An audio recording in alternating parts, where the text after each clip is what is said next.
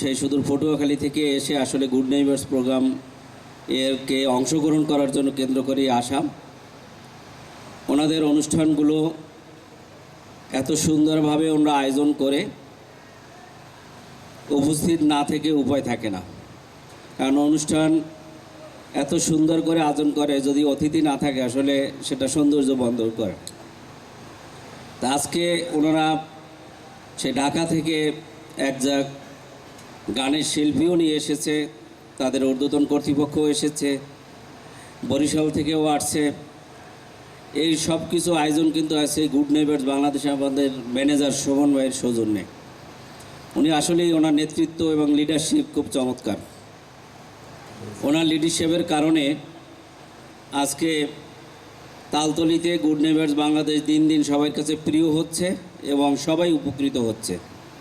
ওনাদের প্রত্যেকটি প্রোগ্রাম শিশু কেন্দ্রিক এবং শিশুদের নিয়ে কী ধরনের ভবিষ্যৎ পরিকল্পনা সেগুলো দিন দিন সে করে যাচ্ছে।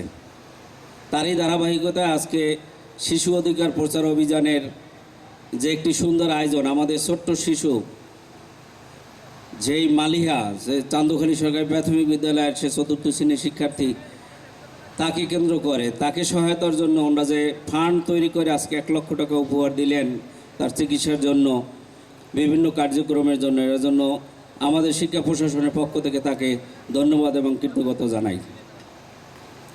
জানাই। আপনারা যারা কষ্ট করে আজকে এই অনুষ্ঠানে উপস্থিত হয়ে অনুষ্ঠানকে সাফল্যমণ্ডিত করেছেন, বিশেষ করে সাংবাদিক ভাইরা অনেক কষ্ট করে এখানে এসেছেন, বিভিন্ন ছবি নিচ্ছেন।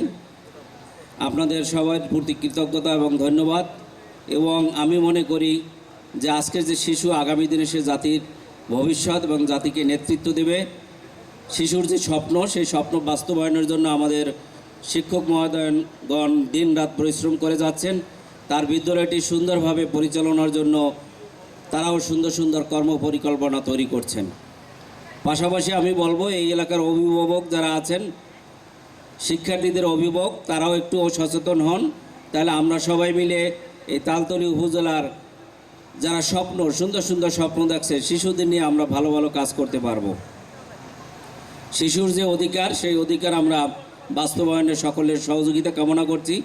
বিশেষ করে বাল্যবিবাহ, শিশুর কথা বলার অধিকার, সেটা আমরা নিশ্চিত করতে পারবো।